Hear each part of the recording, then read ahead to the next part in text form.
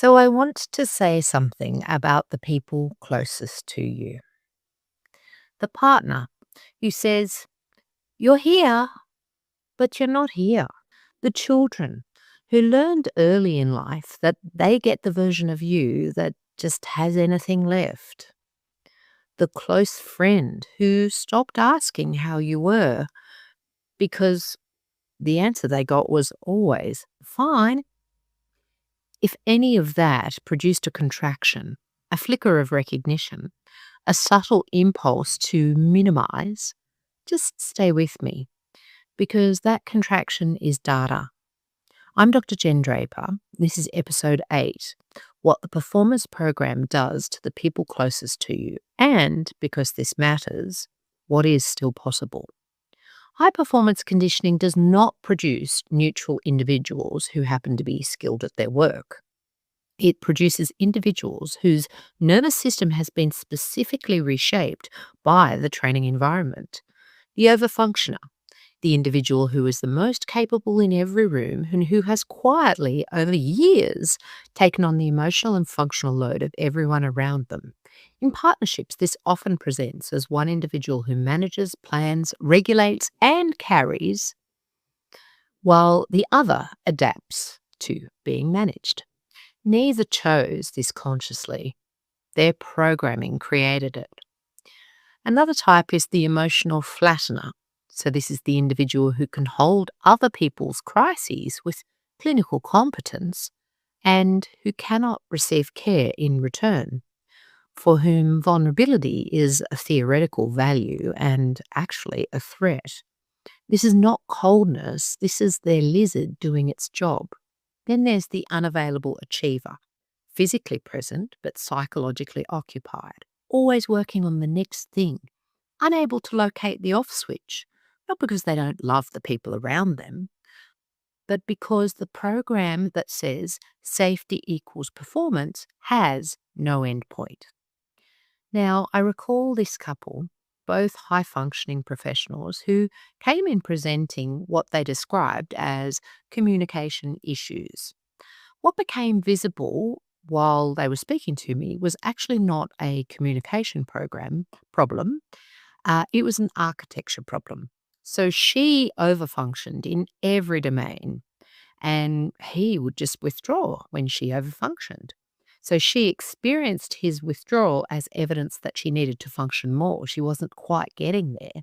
And he experienced her overfunctioning as evidence that he wasn't needed.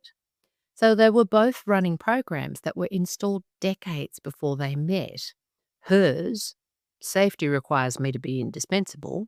His, safety requires not being a burden.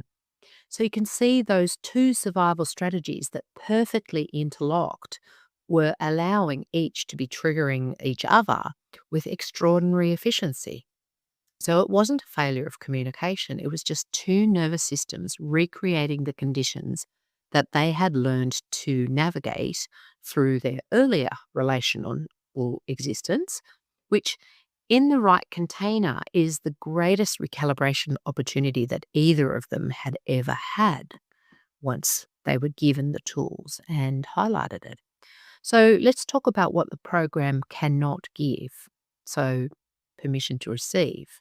So, when the program is structured around giving, contribution, service, excellence, output, and receiving care, support, genuine rest, emotional attunement, they all require a nervous system state that the program has systematically trained out. So, tolerance for general vulnerability, not performed vulnerability, the kind that is managed and bound before it becomes actually exposing, but genuine vulnerability, being seen without controlling how you are seen. So the program registers this as threat, the ability to be present without an agenda.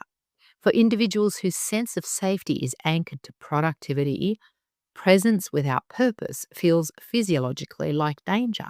It's threatening. Rest feels like you're just exposing yourself, and being still, well, that's such a threat. Which is why you're here, but you're not here is not a complaint, it's actually a clinical observation.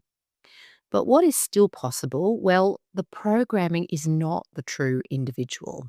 The adaptation is not your identity. The overfunctioner learned to overfunction in a context where it was the most intelligent response available at the time. And that same capacity, when the safety architecture is updated, becomes genuine generosity rather than just anxious giving. The emotional flattener learned to flatten in a context where emotion was unsafe. That same capacity for regulation, when the lizard is no longer on guard, becomes a profound steadiness that is genuinely supportive. And the unavailable achiever, when the program updates, that drive becomes purposeful rather than compulsive. The people closest to you are not witnessing who you are. They are witnessing who you were trained to be under conditions that no longer exist.